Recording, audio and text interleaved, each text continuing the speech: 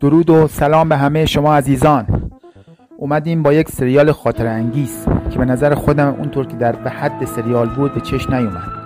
شاید به خاطر ساعت پخشش بود یا تعداد کم قسمت ها. سریال جک وینسنت یا نام اصلی قاچاقچی، یک سریال تلویزیونی 13 قسمتی ساخته شده در سال 1981.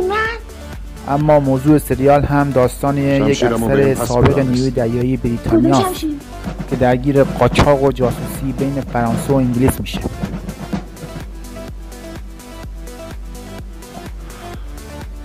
سلام آقای جک. حالا روزتون چطوره؟ یالا باید زود بجونیم. وارد منزل کاپتان کوریک شدیم. شما دارین به من توهین میکنین. قدم بکنم. خانم خودشون دیدن که من پای نوی کاپتان رو به میون نکشین. شما اصلا شرف ندارین آقا. در شرف من هیچ تردیدی. من میگم که ها. اصلا از خود کاپیتان بپرسید، از خود کاپیتان. شما میخواستین شهرت مسخرتون رو حفظ کنید. اما بریم سر وقت بازیگرانش.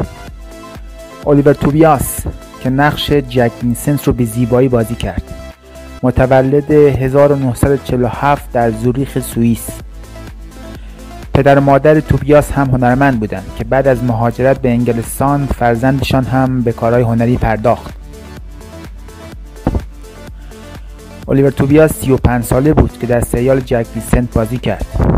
دانستی مچشونو بگیره، چون حرفشو باور نکردم. آب همه چیزو بهشون گفتی آره؟ وی متأهل و دارای 2 پسر می باشه.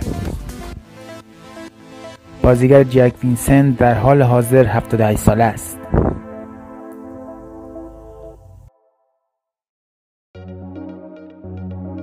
هایول ویلیامز الیس، بازیگر بریتانیایی که در دهه‌های 1980 و 90 فعال بود. او در سریال نقش نوجوانی که باعث دردسر میشد و بازی میکرد. اطلاعات زیادی از این بازیگر در دسترس نیست. اگر کسی از دوستان اطلاعاتی از این بازیگر داره لطفاً کامنت بذاره. من به کسی حرفی نزدم. اگه ساده بودم که الان اینجا نبودم. چرا اومدی اینجا؟ میشه خصوصی باهاتون صحبت کنم؟ میکنم. من میدونم که انسای آقای جک کجاست. اینم نمونهشه. لزلی دانلوپ یا دوست دختر جک وینسنت. این بازیگر در سریال نقش بیشتری از اون که ما دیدیم رو داشت، اما به دلیل پوشش و نبود تکنولوژی امروزه سانسور کردن نقشش در نسخه دوبله بسیار کوتاه شد. اما دانلوپ متولد 1956 در انگلستان. لزلی در زمان فیلمبرداری سریال 25 ساله بود. پدر بزرگ به عنوان جاسوس بازداشت کردن. یه نفر چند تا نقشه تو جبهه ساکت باش، دارم فکر میکنم.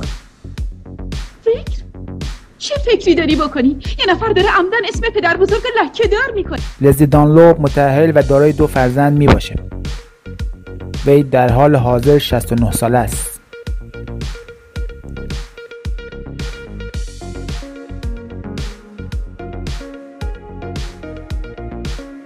جورج مارسل، متولد 1925 در ایتالیا، بازیگر منفی سریال که بارها با وینسنت مشکل و درگیری پیدا کرد. وی در زمان سریال 56 ساله بود. وی 2 بار ازدواج کرده که بار اول به طلاق و با همسر دومش تا لحظه مرگ زندگی کرد. دیگه چی؟ هیچی. رعایت باشه. اینجا 200 سال عمر داره. قاچاقچی‌ها ساختنش. شنیدم از اینجا تا دریا تونل کشیده. مارسل در سال 1998 در سن 73 سالگی درگذشت.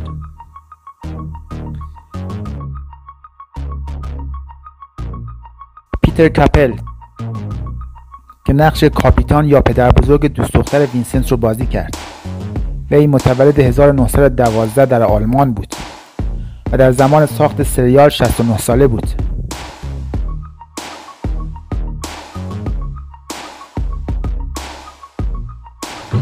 Seek a writ of habeas corpus. اصولاً دخالت در امور شخصی تجاوزی به آزادی فردی. از وقتی که گارد سپارتی تشکیل شده آزادی فردی هم تقریبا از بین رفته. ولی چرا ادامه پیدا کرد؟ برای گارد افراد جنگی میکنم. این از آدم دزدی هم بدتره. آخه چطور میشه توجیهش کرد؟ پیتر کپل در سال 1986 در سن 73 سالگی در مونیخ درگذشت. سیمون راس، بازیگر منفی دیگر سریال که با وینسنت درگیر بود، متولد 1951 در انگلستان. وی در زمان ساخت سریال 30 ساله بود. سیمون راس متأهل و 2 فرزند داره. اون بره دنیا کجا هست؟ راس در حال حاضر 74 ساله است.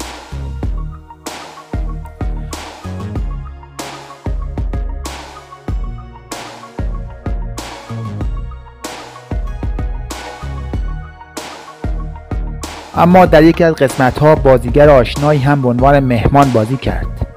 هیو فریزر که در سریال پوآرو نقش هستینگز رو بازی می‌کرد، در این سریال هم به عنوان بازیگر مهمان فعال بود. هیو فریزر چند سال قبلتر از پوآرو در جک وینسنت ایفای نقش کرد. شهرت من میدونین؟ به شما میگن کوسه. لقب ناخوشایندیه. باز دست گمرک بودن رو ترجیح میدم آقای وینسنت. بله، من اسم شما رو میدونم و همینطور شغلتون. اما دوبلورهای این سریال جذاب و دوست داشتنی هم جمعی از بهترین های دوبله کشورمون بودن که در ادامه با اونا آشنا خواهیم شد. شاد و پیروز باشید. در اون زمان این استودیو پاسارگاد داشت گوینده انتخاب میکرد و نزدیک بودانستی مچشونو بگیره، چون حرفشو باور نکردم. علتش هم این بود که بعد از انقلاب جنگ شد. بیشتر تو پسر بچه ها بیشتر تو فیلم ها کار داشتن. کار ما شد پسرگویی. من به کسی حرفی نزدم. اگه ساده بودم که الان اینجا نبودم. خب دیگه گریه نکن آنت. حالا دیگه نگهداری دنی به عهده توئه، میفهمی؟ متاسفانه خواهرم آدم بسیار لجبازیه. خیلی خوب، من سعی میکنم قانعش کنم. من جواب نه رو قبول نمیکنم. دیگه چی؟ هیچی. رعایت باشه. یوکو و کنتا 2 حیوان رو تربیت کردن به خیال اینکه حیونا مثل انسان‌ها همه چیزو یاد میگیرن. اما آیا واقعا اینطوره؟